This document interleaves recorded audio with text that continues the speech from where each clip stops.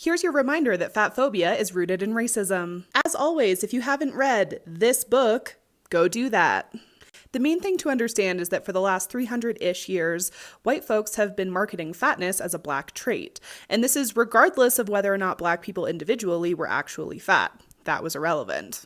The message they spread was that black women specifically were ravenous and uncontrollable, and these barbaric traits made them fat. On the flip side, thinness was marketed as a white trait. Again, regardless of whether or not individual white people were actually thin, that was irrelevant. The idea was that white women specifically were refined and restrained, and this led them to having delicate, thin bodies. Over the years, these messages have become more subtle, but even today, they are still very prevalent in conversations around race, health, capitalism, and poverty.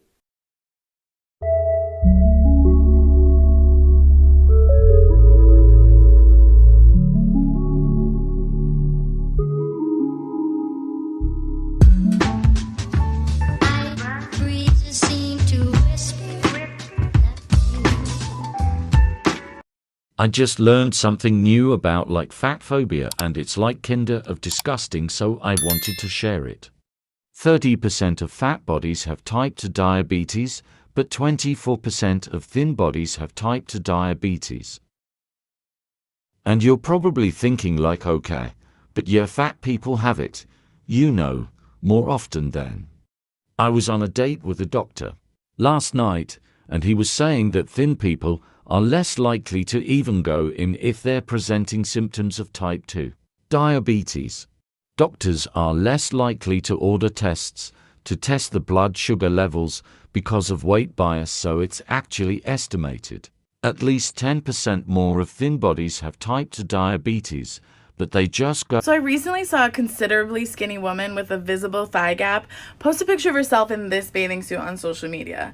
And I looked it up, and the biggest size it comes in is an XL, which measures at most to 31 inches at the hip. So this bathing suit is speaking about something I and many fat people have and have been bullied for, which is our thick thighs, yet it's not even made to fit our bodies. And you might say, come on, it's just a bathing suit. But this is yet another example of how fat people and the fat community have been pushed out and excluded from the body positivity movement. Now, I know thickness is trendy, but for those of us that carry around that thickness, it is far beyond trend. We are trying to fight the oppression of fat people. Fat people have limited accessibility in public spaces. Fat people are denied promotions and jobs simply because of their weight. Fat rape victims are less likely to be believed simply because they're fat. So it's not just a bathing suit, it's taking away the very narrative that fat people created. And see, this really brings us to what is really my only problem with skinny people. What the guys doing? I tried to get life insurance the other day because I thought I had leukemia. Long story, we'll get to it eventually. But when I was filling out the forms, they had a weight section. I turned it in. They said, guess what, bud? You have to lose weight before we will give you life insurance because you're morbidly obese. But these fuckers, I did not see anywhere on the forms where there was a question like, oh, do you and your buddy Blaine go out to the Bluffs on Saturday? I don't know what that is. Is it a bluff, a crevasse? I don't know what a crevasse even fucking is. Do you guys go out there and paraglide with silk sheets naked, trying to mow the lawn of these hills with your bare asses? What the fuck? I don't understand how my lifestyle is dangerous. The only thing I'll do to this that's similar is the lazy river. And the only thing that's dangerous about the lazy river is you're going to get pink eye and athlete's foot every single time. Ban skinny people.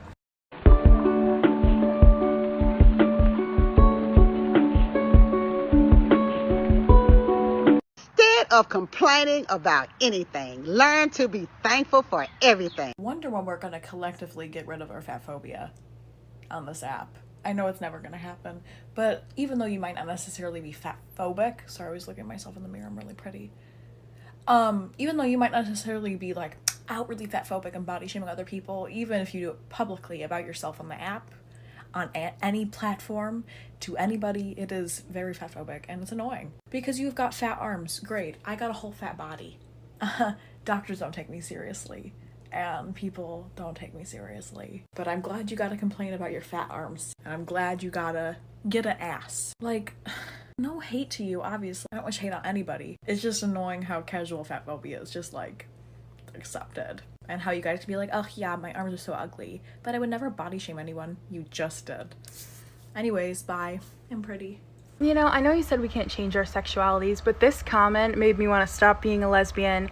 It made me want to stop being a Pisces, and it made me want to change my pronouns. It did, so thank you for that. And I think the reason that you think fat phobia doesn't exist, even though you claim to have been previously obese, is because you started your journey at 178 pounds. You never got even above 200. That's not obese. BMI is not real. I don't care if BMI says that. That's not obese. You wouldn't have experienced fat phobia anyway. I've experienced significantly more flack for being obese than for being a lesbian. Significantly. And don't call me a fellow gay anything. You're not my fellow. Gay people like you. The LGBTQ community is about inclusion and acceptance. You're not welcome. You're not invited to the party. So don't let the door hit you on the way out. It's 2022. Can we normalize having big breasts and not having to always wear a bra when you leave the house? I mean, because I don't know about y'all, but these babies gotta breathe sometimes. Happy New Year. I hate to tell you this, but actively not wanting to be fat is indeed fatphobic. Also, your statement just indicated that people who work out are also people who do not want to be fat. Did you know that fat people work out without wanting to become thin? Did you know that you can work out for reasons other than wanting to change your physical appearance?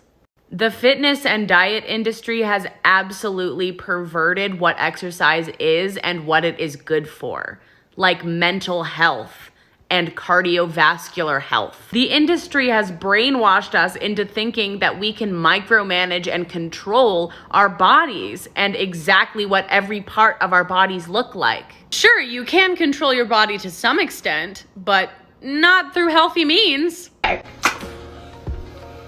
Let me just...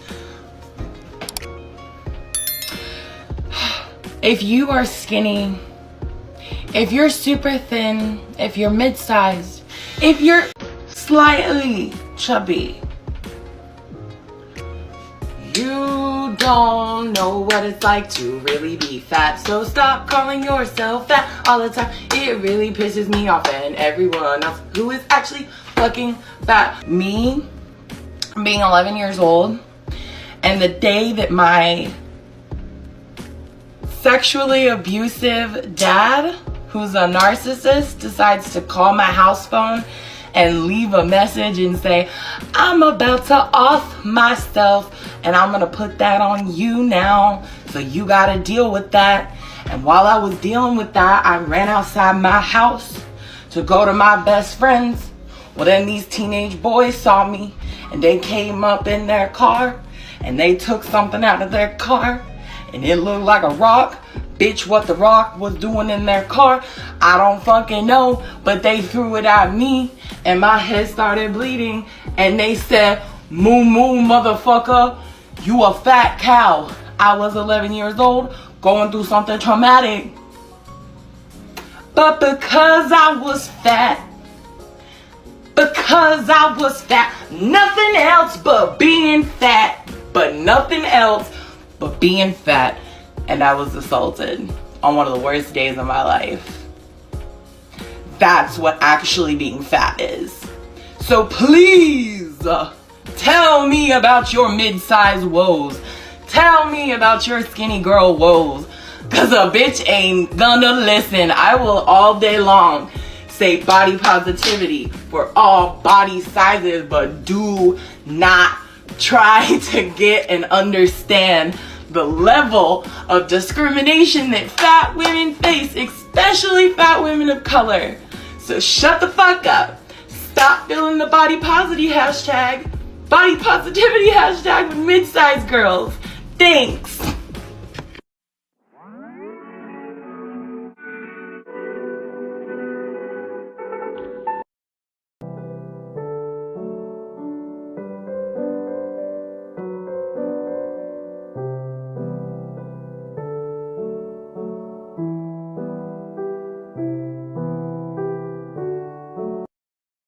So, I love thrifting. I love finding clothes secondhand. I am also a plus size human. I am a size 16, 18. And that greatly reduces the amount of things that I can find in my size, right? Especially secondhand. Something that really frustrates me is straight size women, or people in general, going into thrift shops and purchasing up things that are extremely too big for them. When one, almost the entire store is catered to you, right? Like, you have a straight sized, small sized body. Like, there is racks upon racks for you. And yet you gravitate towards the plus size section that is like maybe a quarter of the size. And then you grab those up and like, oh, well, I can cut this to make this fit me. Or, you know, like, it's really oversized. It's really big, but, you know, we'll make it work. Like, I don't know. Just to me, that feels really shitty. That feels, I don't know. It bothers me. Like, it is a huge pet peeve of mine to see, like, size 6 people wearing size 16 things that they got from the thrift store and taking that away from people who struggle to find things in the thrift store. I don't know. Is that just me? Is that... Skinny is not synonyms of healthy. I am 26 and fat is not synonymous of unhealthy. I'm 26 and I exercise daily. I have normal blood pressure and cholesterol. Who knew, right?